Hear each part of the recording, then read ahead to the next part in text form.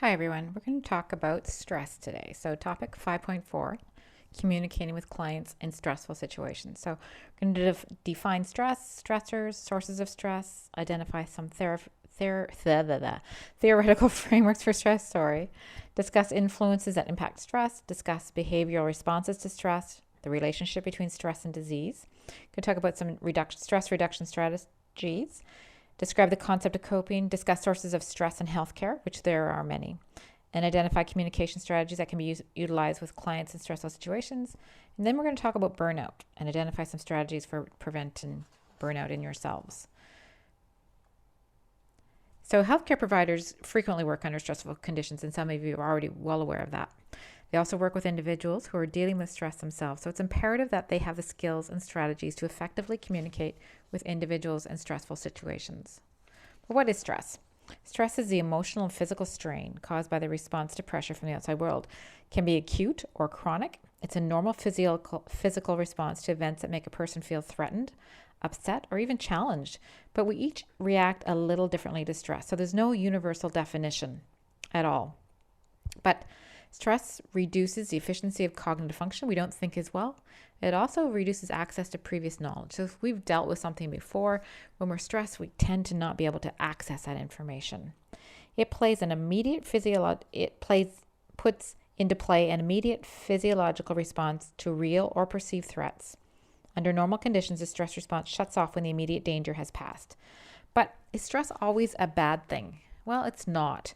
And positive stress is called eustress. It's short-term, mild level of stress, a positive effect. It spurs motivation and awareness, provides stimulation to cope with challenging situations. So we actually learn from it, and it makes us more stronger and able to deal with stress in the future. However, a negative stress is called distress. Causes high levels of anxiety, perceived as exceeding coping ability, can be unpleasant, diminishes performance. What's a stressor? Stressor is usually responsible for the stress. So it's a demand, situation, internal stimulus, or circumstance that threatens personal integrity or security. And it can be physiological, like the aging process, chronic illness, trauma or injury, pain, sleep deprivation, mental disorder. It can be psychological, a loss of a job, job security, loss of significant person or pet, a significant change in residence, work, personal finances, work relationships, high stress work environment. Can be spiritual, a loss of purpose or hope, questioning values and meaning, a disenchantment with religious affiliation. And it can be occupational stress, job or task demands, organizational factors. Stressors can be catastrophic, life-changing, potential, actual, or imagined. We don't have to actually be able to see them. But if you're imagining them, they can be very much a stressor. And they can be negative or positive. So we already talked about financial issues, work job stability, the economy, health concerns, relationships. There's so many different stressors out there. Currently, many of you have been working with inadequate staffing levels, long work hours, shift work, exposure to infectious and hazardous substances. Those of you that have been busy with the fires, I'm sure you've been under some of these stresses already. And that's only in the last month. Influences impacting stress. So gender, women report more physical and emotional symptoms of stress. And children manifest stress differently. It could be from academic decline.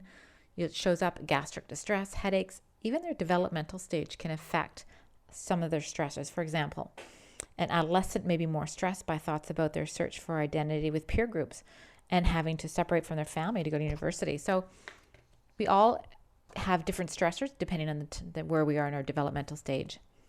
These are some theoretical models of stress: and fight or flight, physiological response. Stress triggers brain reaction to increase hormones, cortisol, and there we go. And we have that take action or flee threat. General adaptation syndrome, and we're going to talk more about that one. It's got 3 phases: the alarm phase, resistance phase, and the exhaustion phase. Stimulus stress model considers effects of life events. I don't know if any of you have had this done where they actually tally up a score, and they've given so much. There's a score given to every event in your life, like marriage, divorce, death, and then you tally it up for a year to see how much stress you're under. Transactional model of stress is a commonly used model. Individuals' perception of the stress determines the stress response rather than the objective stress value. So it's very subjective based on one's own coping strategies. So let's look at the general adaptation syndrome a little bit more. So like I said, there's 3 phases. The alarm phase releases hormones. If not resolved, then the resistance phase happens, where the body tries to accommodate for the stressor, more release of hormones. If not resolved, you go to the exhaustion phase. And this is a stage where people are at high risk for stress-related illness or mental disorders.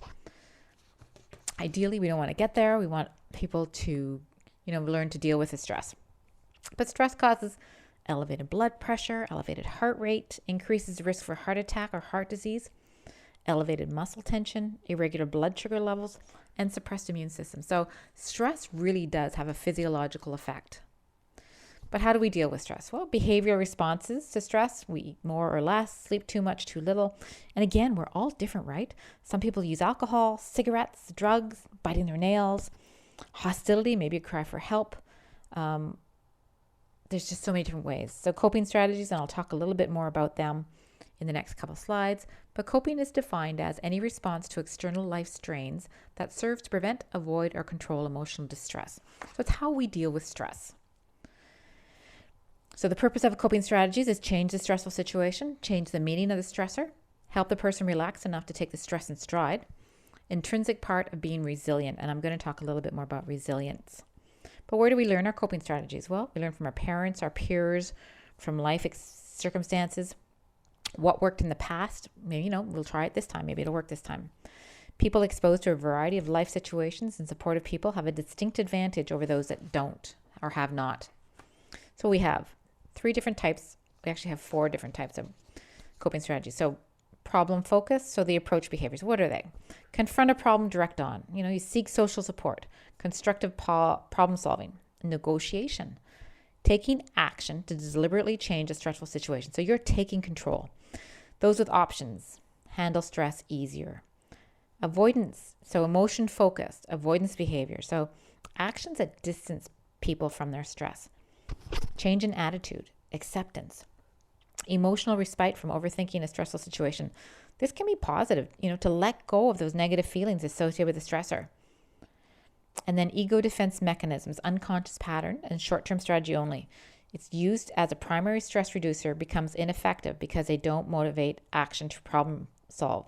So they regress, repress everything, deny it, rationalization, projection, displacement, intellectualization, reaction formation. So all of these don't deal with the stress.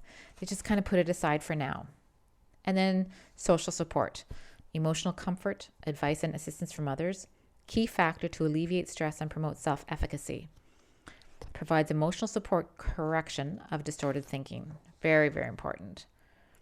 And how do we assess stress in our clients? So identify source of healthcare stress, behavioral observations. So during your assessment, address relevant issues. Clients usually like to tell a story. So ask open-ended questions about understanding diagnosis. Find their stresses. Find out what they are. And healthcare stresses, can be hospitalization, role changes, pain. Their diagnosis can be a huge stress. Death in the family. The equipment that you're using on them can be a stress. Some people see that oxygen mask coming and the thought of having that on their face will stress them out. So behavioral observations. What are they doing that shows you they're in stress rather than what are they saying? So not eating, not sleeping, like we've already talked about. Anger and hostility, most common emotions with stress, and blame as well. So coping skills, what worked in the past, what didn't? Social support, ask what support they have and how much help they will actually give for these people. And then strengths and hope. Maybe community supports, access to spiritual support if requested, although many rely on faith during stressful times. Not uncommon to turn away from religion and stress during stressful times. And I talked a little bit, we're going to touch on resiliency. So one way to combat stress is with resiliency. And resiliency is the ability to bounce back. You're able to take on difficult challenges and still find meaning in life. You respond positively to difficult situations. You actually thrive a little bit. Rise above adversity. Cope when things look bleak. You tap into hope. You transform unfavorable situations into wisdom, insight, and compassion. Endure. Really, resilient people do very well in stressful situations. They have the capacity to make and carry out realistic plans, communicate and problem solve. They have an optimistic view of life. They have the capacity to manage strong feelings, emotions, and impulses. And it's possible to build resiliency by making connections with others, looking for opportunities for self-discovery, nurturing a positive view of self, accepting that change is part of living, and taking decisive actions, learning from the past. Resiliency just doesn't happen. You actually have to work at it and build on that. So some things that we can do for stress reduction strategies: provide information.